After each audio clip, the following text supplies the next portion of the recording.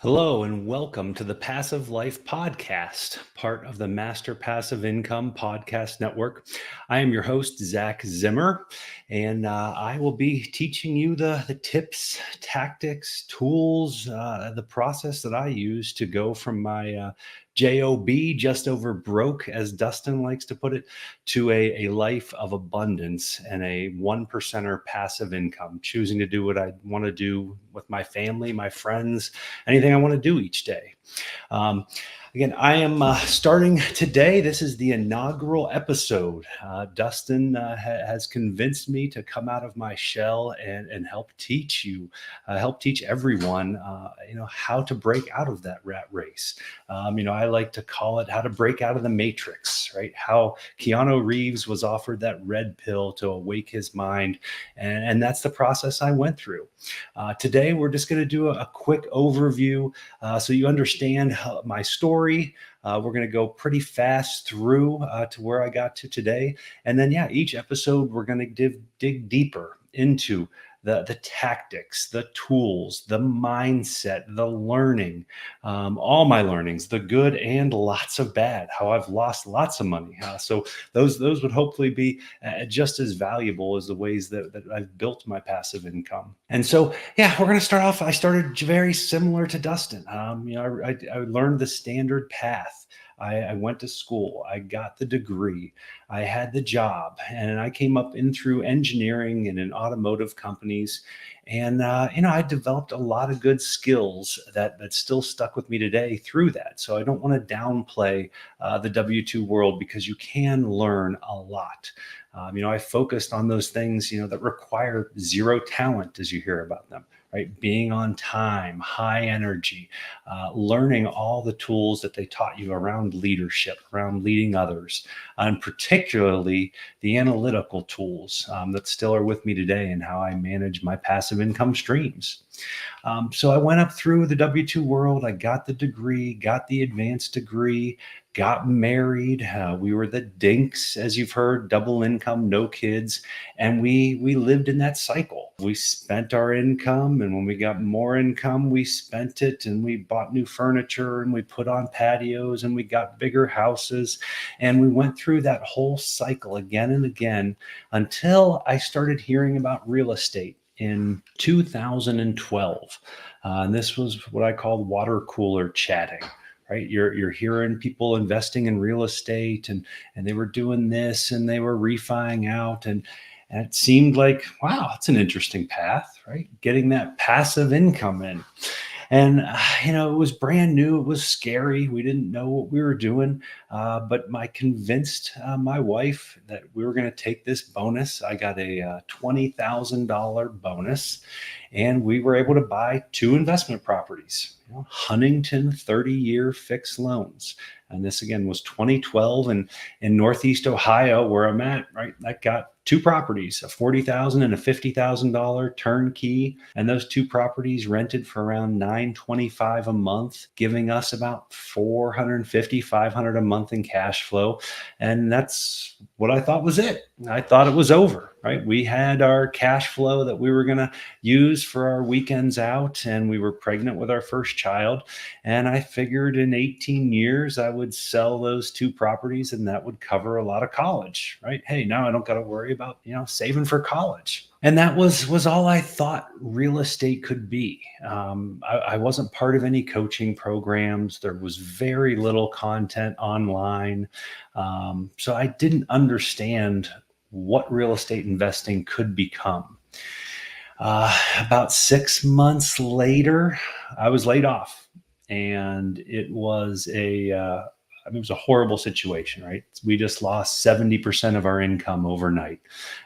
Tim Shiner, who wrote a good book, The 50 Things They Didn't Teach You in School, he talks about legs under the table.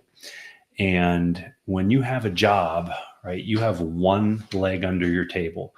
And as you know, in the workforce, right, that can be gone in an hour, right? Hey, come on into the office. We want to talk to you. And that whole leg is gone, and that table's tipped. And that's what happened, right? There was tears. It was worries. We had just built a new house. We had a new baby.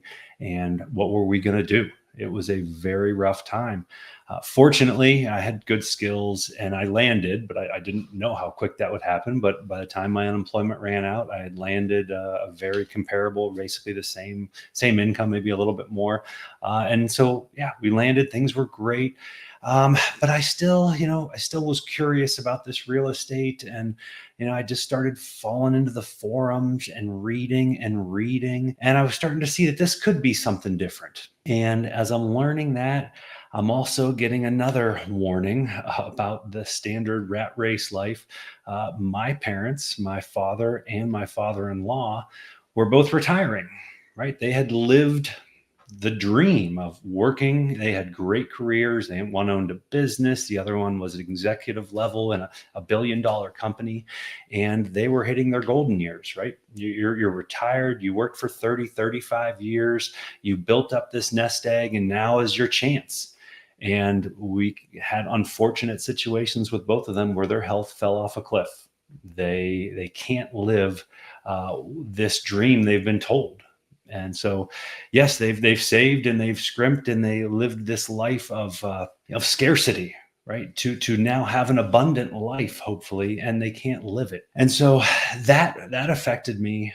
I'm learning all these other things about real estate through the forums, and podcasts were just starting out. So I was learning through there as well. And it was really shaping my understanding of creating my own income streams, not dependent on anyone else. And let's get to this retirement as quick as possible, much faster than the typical understanding that we're taught to work till we're 55 or 60 or 65. And so I started developing my target markets in my area where I could identify these properties that were, $40 to $45,000 properties renting for $950 a month, and they would give me $450 of cash flow after debt service. And I built my networks of realtors. I spent a lot of time going through contractors, and it's a challenge, right? The team, you're only as strong as a team. You can't do this by yourself. And especially while I had a job, right? I had a job. Now we have two kids, and I'm trying to figure this all out. You had to find the right people. And that was part of what blew up this business to get to where it was, where it is empowering the right people. You can't just have people that you're paying hourly and working here and there. You have to find the right folks, empower a team. I got two great realtors, and I didn't go look at houses. I empowered them. I trusted them. They had done enough deals with me. They went and looked at the houses. My general contractor would swing through after they had vetted it out as this is one you should look at. He would come up with the plan. I really never even looked at a lot of them. The realtor handed the keys right to the general contractor. The general contractor comes in, knocks out the renovations, and I took it back from them to put it on Zillow and show it to some tenants, and then boom, contract it out and move on to the next one. And so that was a process from really, let's say 2014 to 2018. And that was about 60 homes through that time period, nearly one a month for 3.5 years, mostly rentals, some flipping. And, what I kind of tell folks is you have to have multiple tools in your toolbox, right? If all you're looking for is rentals, you're going to be limited. And that was all I wanted, but I also wanted to make more money to go then make more, get more rentals. And so, yeah, flipping would just get me an egg, but I wanted geese, right? I wanted flocks. And so, but I would take those eggs and it would use it to buy more rentals.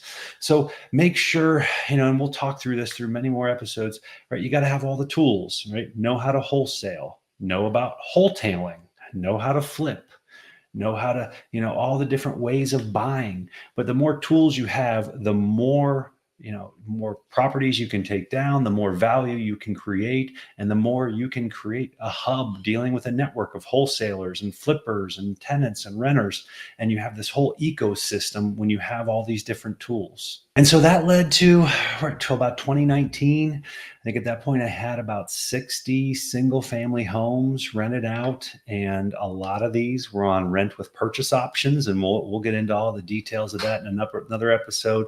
but in keeping this high level, rent with purchase options is a way to get a more owner occupant mentality, and create more passivity for yourself, not being a true landlord dealing with, oh, drains clogged, toilets not working.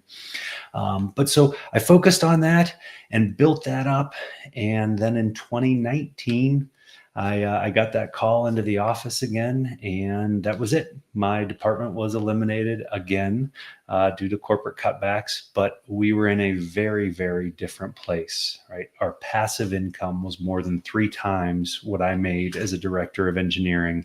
And it was a very different feeling that day to come home and then tell my wife. And yeah, she had some concerns. Oh, was everything okay? Because again, we had just finished building another new house. We had 2 kids, new cars. We had these things, but yeah, everything was fine. But yeah, during that phase, I had also started getting into a lot of the private placements, and then over the next couple of years through COVID, really expanded on private placements. So this is going to be what's called syndications, and you're a limited partner owning a sliver. And again, we'll talk to this in other episodes, but imagine you own 1% of a 20 or $25 million asset. So that could be a resort in the hospitality space. I'm involved in golf courses and wineries. I'm involved in apartments and self-storage. And there are ways you can diversify, right? You can diversify across those different assets, and you can diversify across different regions, and then you can diversify across different models. There are companies that are just flippers in those different areas, or there are buy and hold, or there are developer. So there are lots of different ways to get involved in syndications if you don't want to own direct owned real estate. And that's a lot about what we're going to talk about here in the passive life is, when you have more money than time, right? Maybe you are a high income doctor, business owner. You want to be in real estate, but you don't want to directly own your own. You want to get into private placements and get depreciation like you can get in a lot of these. And it can sometimes go against active income if you're in certain types. But so we're going to cover these ways that if you want to keep your job, but you also want to be in passive real estate, there are lots of different options that way. I also got involved in lots of partnerships. So lending to flippers. I got into a partnership owning multi-units, multifamily, which I never wanted to own myself because it's a much more transient in nature. But when I can find partners that want to handle and be boots on the ground dealing with transient tenants, I can come in and provide cash. I can provide coaching, and I can provide my insurance contacts with Berkshire Hathaway and my lending contacts and my systems. And so I look for those for years and have been successful in some of those. I've also gotten involved in notes, right? Lending, hard money lending to local flippers or national promissory notes, right? There are companies that want capital, and they will write you promissory notes to invest in their different things and have their money moving. Then there are other big hard money funds that you can go into if you don't want to be directly accountable, or directly tied to a flipper. You can lend to a hard money fund like Fund That Flip, now called Upright. So there are ways to keep your money moving in real estate without you directly owning it, but still getting some of the benefits of passive income, of high interest. I'm also involved in ATM machines, and I was involved in e-commerce stores. And then I got involved in a lot of different business funding locally. I cover the first position commercial lien on a bowling alley that pays me. I actually bought a trampoline park, one of those kids' 28,000 square foot trampoline arenas. And we'll talk about that in another episode, but it wasn't the passive life. And so that one ended up moving along. We got out of that and sold it. There are so many different ways to create passive income once that's what you focus on. And if you can get out there and learn all the different ways, whether you're accredited Yes, it helps. If you're an accredited investor, you can Google that of what that means. There are still some other ways if you're non-accredited to get into some of these types of things. But yeah, we're going to spend episodes talking about all these different ways and also some of the weird, obscure ways. I get paid to add authorized users on my credit cards as part of a credit repair program because I have an 800 credit score and huge credit availability. So there are so many different things out there to increase passive income to help you get out of that rat race. We're also going to talk about some of the big losses. I did get a little fast and loose when I was lending, and I'd never been lied to. Right when in my building up my portfolio in direct owned real estate, honestly, everything I did was gold. Everything worked out great. Even when I had a house burn completely up, right? The insurance gave me a big check and we rebuilt it. And now I got a brand new house. I guess I wasn't being as conservative as I definitely should have been when I got into some of the things in lending, non-collateralized lending. So these were some local promissory notes in things like blockchain and a blockchain exchange where yeah, I mean, these were legitimate guys. And yes, I never went into an investment that completely failed. It was the people that failed me. They committed fraud, right? I was a victim of fraud. I wasn't a victim of, choosing. I mean, yeah, it was choosing a bad investment, but, it wasn't the investment that actually went bad. It was the people. So yes, I have judgments and liens, and we'll get into some of these things and how you can, with my hindsight of losing nearly $1 million across three different local investments, one national investment. But we'll talk about those things so that you don't do those because those are more important. Losing 100% of your principal is much more important to know how not to do that than how to go make 20% on your principal, right? Warren Buffett, don't lose your principal. So I'll have some good stories of losing money in private loans that you guys can take advantage of. So yeah, what am I up to now in the passive life? We'll probably have an episode talking about how I live my days and what I look at now. But I am still doing real estate investing. Some of those big losses put me back to I need to grind again. And when I say grind, that means okay, an hour or two a week. But I am back buying single families, the model that Dustin loves and people in his groups. And I've been able to still do the same thing at a much slower pace here in Northeast Ohio. So we'll go through some of the BRRRR strategies that I've been achieving here in Ohio. But just to give you a highlights, it's very similar to what I was doing in the last year. I've been able to buy about one house every 3 months that hits my 24% ROI. So that's a $55,000 house now on average that's renting for $1,265 with about $105 a month in taxes and insurance. So, you look at that, you cashed out all that money after a year. So the four that I bought last year, my all in was about 225,000. I just cashed that out here because the banks are requiring seasoning now. So for any of that don't understand that, they're not going to give you your cash back after 3 months. Some of them moved to 6, most of them are a year now. So they want you to hold that property for a year before they're going to do a cash out refi. So I had 225,000 into those four houses I bought last year. I just cashed out at a 75% loan to value, and it was 225,000, amazingly. And so now that so the net income was around 4,500 a month when those were held in cash.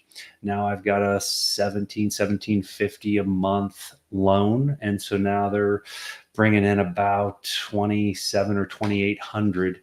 And that return on investment is what? Infinity. No money's left in the deal. So that 2,800 a month, 2,700 a month, net income is an infinite return when all that money is back in my pocket going into the next deals. And so, yeah, we'll talk more about that strategy and how those look in Northeast Ohio. We'll talk about my exiting of 25 multifamilies that also is happening now. We'll have some final details of that in another episode. But these are feeding the beast of the California investors, and we'll talk about that, about how Ohio Rust Belt real estate is like the Stanley mug of for California investors. They love to say they have it, and they're buying it up at very low returns for them. So it's something I'm still trying to figure out. But so why am I here again? Dustin in particular kept pushing me. I met Dustin at RubeCon 1, the inaugural RubeCon, and successfully unemployed. When I heard that brand, I felt like I was ripped off, because that's what I had been saying about myself for years before I found his brand. And it was really funny. We'll talk about this in another episode about taxes, but all my income is unearned income, right? It's passive unearned income. And so when I was laid off in 2019, I was able to collect unemployment for about 18 months because of COVID. It gave all the extensions. And so that's where my joke actually came up before I knew about his brand was, hey, I'm on unemployment. I'm successfully unemployed.